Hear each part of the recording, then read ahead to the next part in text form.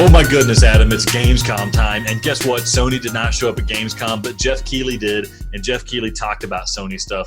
And we're going to talk about what Jeff Keighley talked about for Gamescom stuff with Sony stuff, because we are PlayPS5, the podcast, giving you a reaction to the first day of Gamescom, what is called Opening Night Live, something like that. We should just call it KeighleyCon, because he's the guy putting it together, it feels like. But Adam, I get the feeling you haven't really paid attention to Gamescom before. I'll tell you right now, I never have either. How did you feel? Have you seen anything coming out of it? Heard any of the news? Well, this is the first time you and I have had an official media pass for any large gaming convention. Granted, it's virtual, and of course, the timing doesn't work well because we were at work. So this is why it is special for you watchers and listeners. We are going to actually look at the trailers for the first time right now, give you a live reaction. We'll have, hopefully, the trailer on the screen so you can watch as well, and then we're going to give our feedback and then kind of just talk about the games quickly. It's going to be a rather rough, but we want to talk about the games. I'm excited to see some of them. There are a ton of PS5 games. We're only going to cover a handful of them because otherwise this would be an entire podcast in itself. Yeah, so the developers are kind of tight-lipped sometimes when people ask for more details because, they can't say too much about the PlayStation 5. But it was obvious. They did say sometimes this is going to be a next-generation game. This is going to be a PlayStation 5 game. So we're going to talk about it. We know what games are PlayStation 5 games, and we're going to be talking about how we feel about those. Coming up later in the week when we record the actual podcast, we'll talk about some other games that maybe weren't shown but are on the Gamescom virtual floor. That's what we hope to discuss next time. But this is our live reaction to the things that we saw on Opening Night Live, which was aired earlier today for us in America. So, Adam, how about you tell me what game is up on the list first? First game, Quantum Error. What do you know about Quantum Error, Adam? I know pretty much I can't say most of them. A lot of these games I know nothing about. Quantum Error, I know nothing. I know it's on the PS5. I know it's on the PS4. And I know they have the official Gamescom teaser, and it's some type of horror first person. So I am ready to watch this puppy because it has a cool title, and I think it could be real neat. Yeah, so this is one of the games that people came out and actually told us that PlayStation 5 has the beef that's required to do some next-generation graphics, high frame rates. I didn't know it was going to be a first-person shooter, first-person horror. Dude, this looks good. So this is something like in virtual reality, what would be awesome. But even in flat gaming, this looks like it could be pretty freaking sweet. It reminds me of the Persistence. The one thing that it really does. It's kind of shiny, Yeah, a little too much. Like on the people's face. But listen, it's probably still an early build, whatever. This is looking pretty scary. But the thing is, I feel like in a flat game, it's really hard to be scary.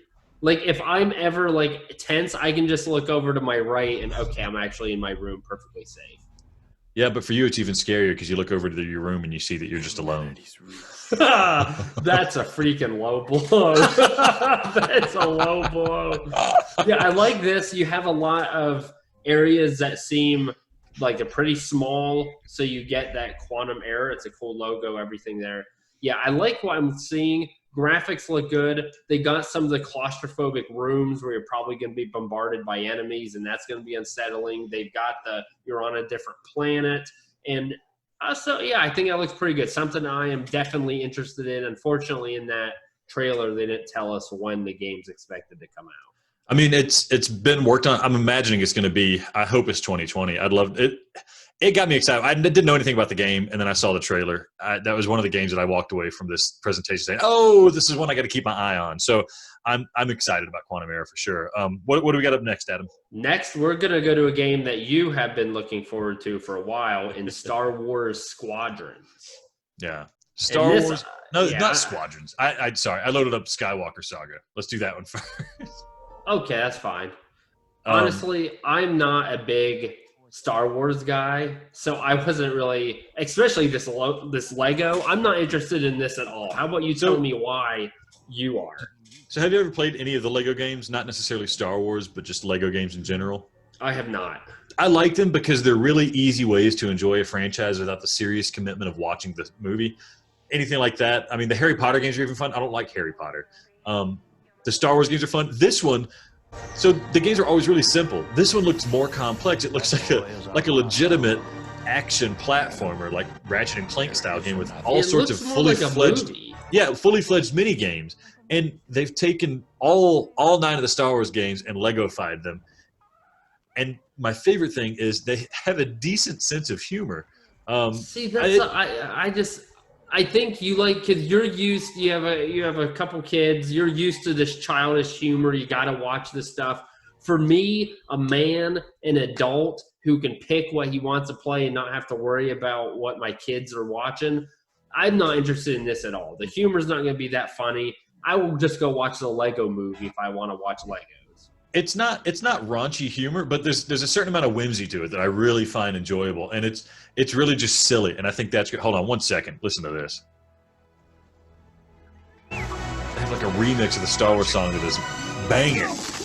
Not him, the Falcon. I don't know. It gives me goosebumps, man. I hear it.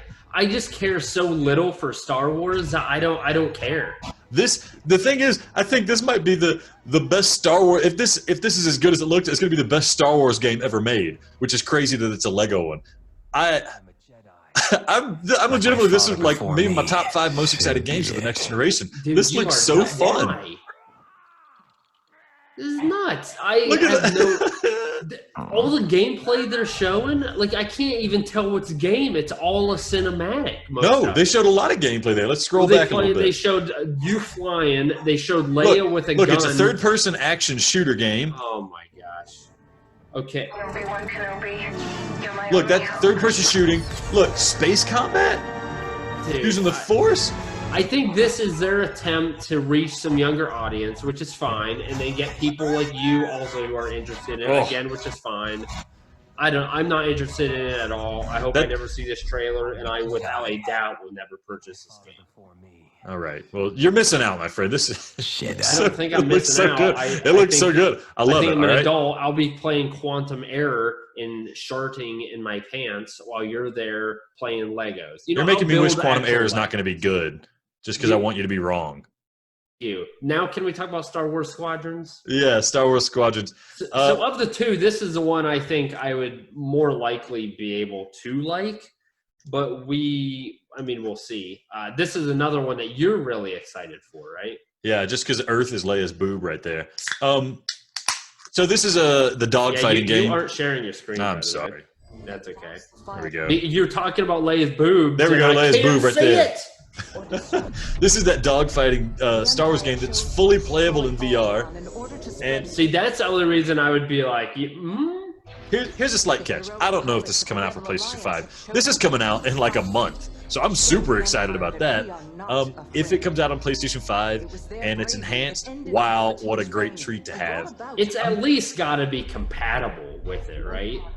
At least got to be compatible. I hope it's got the boost to it. But you play as a rebel guy and an Imperial guy, so you're going to be a good guy and a bad guy playing both sides of the war. That's going to be really fun. You get to fly a TIE fighter. You get to fly. Hold on, they show some footage here. It looks exactly like what I wanted a game like this to look like. Okay, so do you remember? I forgot what it was called. In N64, there was a racing game that was Star Wars, real popular. They just remade it, yeah. Pod Racer. Is this like it, or is this like way more serious and have other elements to it? This is more serious, and you're flying around. You're not racing like a hover bike. Okay. Did you like that game? Because they just showed Lego Star Wars. There's pod racing in the game. I mean, I played it, but I didn't really like it. As soon as I could turn it to NFL Street, I did. So. NFL Street. That would be a really fun. No, not NFL Street. NBA Street. That'd be a fun game to have next. So this is the VR gameplay footage you're talking about. Look at this. Look at this. Wedge Antilles up in my face. I don't even know who that is. Is that the white guy? No, it's a white guy. Ah, close. I had two choices. The VR aspect is what really has me going in here. If I could play that in VR, I feel like other than Wipeout, I mean, there are a lot of good racing games, this. But none of them that really stick out.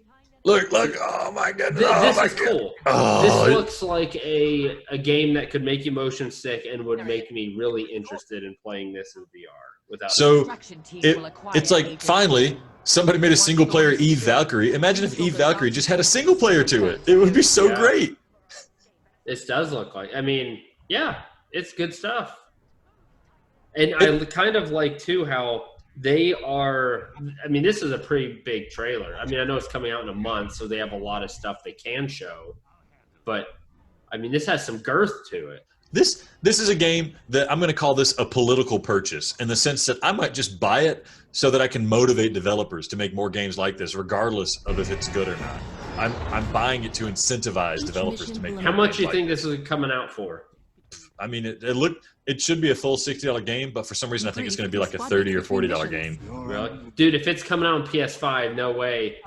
For the PS5, that it's going to be a $40 game. Yeah, I think it's going to be short, maybe. Like that, I just get the feeling Oh, when I really? see a game of this quality with this much detail put into the individual levels. I just get the feeling like it's going to be short. It's going to be like 10 hours long. Look how many environments we. I mean, I guess it depends. What would you consider a short game? 10. I look forward to seeing you in class. 10 hours. 10 hours, something like that. Like Iron Man, I think that was like 6 hours. I could launching October 2nd. Oh man, I just want Boom. it. Game wanted is more like it. Looks good. Adam, you're not a Star Wars guy. Are you feeling legitimately excited about this game? I mean, definitely more than the Lego one. I would play that one for the VR aspect of it. I don't care at all about the Star Wars, but I think the standalone benefit of the game and flying through the universe and the detail lends itself to someone playing it, even if you're not a Star Wars fan. So, yeah, it tickled my fancy. Granted, I've already sold my PS4, I'm waiting for the PS5, baby. You're definitely not going to play it until you get a PlayStation 5. And God willing, it's backwards compatible. Okay. Why don't you just go ahead and sell your PSVR and I can just get a new co-host? Lemnis Gate. This is one that, I like these games that not many people know much about and are a little kind of like, I suppose, weird. Right here, inappropriate for children. Let's go. A turn-based strategy shooter.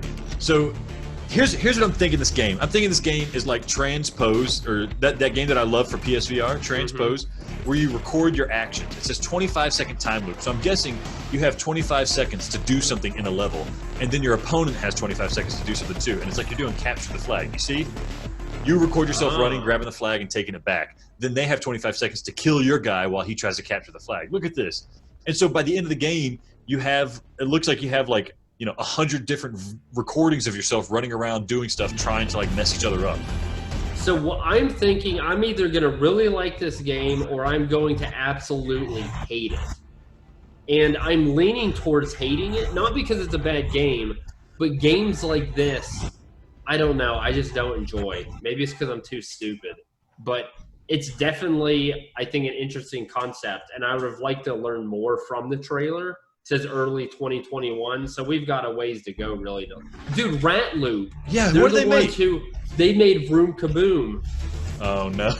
Back in our PlayPS VR days, we had a snafu with Rat Loop games. They misconstrued a tweet that I had sent and got upset with me. Well, I guess I'm not playing this game. You could always buy it. I don't know. They probably won't even let me buy it. Okay, next game. This is definitely interesting. I just want to mention, I get what you're saying about this game, Adam. I think the problem is it's a game that I'm going to want to enjoy, but I think I'm not going to be smart enough to enjoy. Kind of like a lot of those strategy games out there, sometimes fighting games. I'm not smart enough to really take advantage of the cool stuff happening in the game. So I think that's just going to happen. It kind of scares me, but I really want to try it. And I hope to God Rat Loop took all the money they didn't spend on Vroom Kaboom, and they put that money into this game instead. I hope that's what happened. That's rude of me to say, but that's... We'll see. So we got another lengthy trailer for Crash Bandicoot 4 coming up. I don't even think we need to watch the full trailer. We'll watch some of it. I know it's for PS4. I'm not sure if... I'm assuming it's going to be PS5 compatible, but I actually don't know that. Hey, it's Jeff Keighley. So I say we don't watch the full one here just because it's going to take... Oh, it's a bunch of Crash Bandicoot with a mask on. Okay, where's game? What is this? I don't know, man. This is what you sent me. Dude, I told it. So you guys, this is live. This isn't going to be any gameplay. Just we aren't talking about. No, there Crash we go. There's that Bandicoot. gameplay right there in the background. Barely. Oh, great. Crash Bandicoot 4 freaking side scroller. A bad side scroller. Okay, maybe it's not bad. I'm just not interested. I'm not interested. Like I've done the Crash thing. I don't like the characters. I don't like the attitude. I didn't like the gameplay even back when it was on the PlayStation 1. But you can play as different characters. They have different modes. And there's some things that they're doing with this that I think are very interesting. Now, if you didn't like the original Crash, you aren't going to like this, I don't think. So, I mean, there's always that. And then the fact that, I mean, I don't know who this guy is, but one of the developers, man. The thing is, Crash, whatever. I think Crash Team Racing is probably what they need to try to stick with. Like, look, this gameplay just looks like it's existing to make me mad. With the whole, like, you can jump 3 times and then collect all the apples. I mean, yeah, it looks like a really, really good, like, GameCube game or N64 game, you know? Yeah, with extremely snafu with our Zoom meeting here. But Chorus is a game that Alex is excited for. I haven't seen anything about it. Fish Labs production. Of course, it's a space game. Alex, how many times did you cry while watching this trailer? Not much. But so here's what's cool. I didn't know what they were talking about in this game, and I was thinking, like, man, it'd be cool if there was like a game where you were the ship, you weren't just a pilot on the ship, and I think that's what this is about. You're like you're an ultimate soldier that they turned into a space battleship or something, and you're going out. No, I guess you're just in the ship, whatever. I don't know. It looks like a really good single player space combat game, which I guess I've already shown my colors. I'm super excited about. Yeah, big time. But the thing is, it's gonna do something else for me. If this is all it is, I mean, it looks very pretty. It looks well done from obviously the very short bit I've seen. There's got to be another catch. It can't just be a space shooter, right? I'm getting like Metroidvania vibes. That's based entirely off nothing, but I'm getting vibes of like Metroidvania, talking about upgrades, going back and playing through, same environment. You're getting stronger with new abilities as the game progresses. That's what I'm imagining is happening here, and that would get me excited. That it's really focused. Unfortunately, this trailer didn't really tell us anything. 2021, they've got a while. Xbox, Stadia is coming in, all the big boys, but yeah, it doesn't really tell me much other than I'm going to be in a ship. Like, is it multiplayer? No, I'm pretty sure it's a single player game. Oh, see, it seems story based, which I'm excited about that. I know you are. I mean, I'm okay with it, but I just feel like they're going to have to do something extra to make me super interested in it. Because what if it's really, really good? Is that enough to get you interested in it? No, I don't think so. Next game. So there's Chorus. That's Alex's, I guess you just love your flying games. Next, I'm sorry, this isn't flying. It's Ratchet and Clank, but it's a game that people have been clamoring for a long time. We have seen some trailers for it in previous state of plays. So this isn't a complete surprise. I don't know if they showed any additional footage. They showed that new logo, PlayStation Studios, with the developers. That's cool. I missed it. There we go. Yeah. So I think this, I'm excited for, mainly because this was one of the games they were touting that it's not going to have any load screens. It's going to be extremely fast, and it's going to utilize the extra processing power of the PS5. So this is live footage of somebody playing a game. They hit the start button, and this is how the game starts. I guess I don't know if it's how the whole game starts. It's how this section of the game starts, because it seems to be mid-story. Yeah.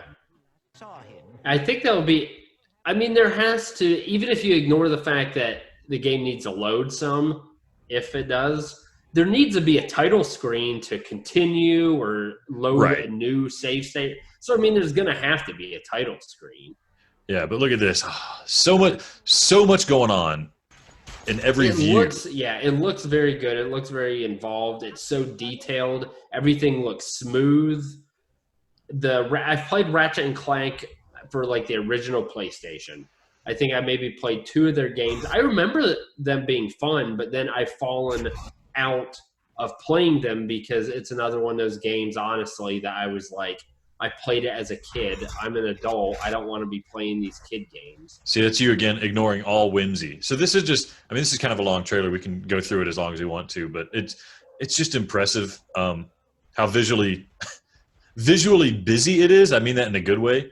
That they're fitting so much onto the screen, so much action. Yeah, and look happening. how much stuff is moving. Yeah. And there's no delay, which is impressive. I mean, you know, I'm used to some, especially like PSVR things.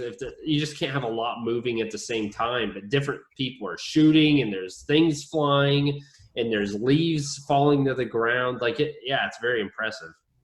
It's like the most next gen of the games that we've seen, just because it really looks like something that the current gen systems would really struggle with. Isn't it nuts? It's nuts to me how a game that, like you said, looks the most next gen is somewhat cartoonish, and it doesn't. I don't.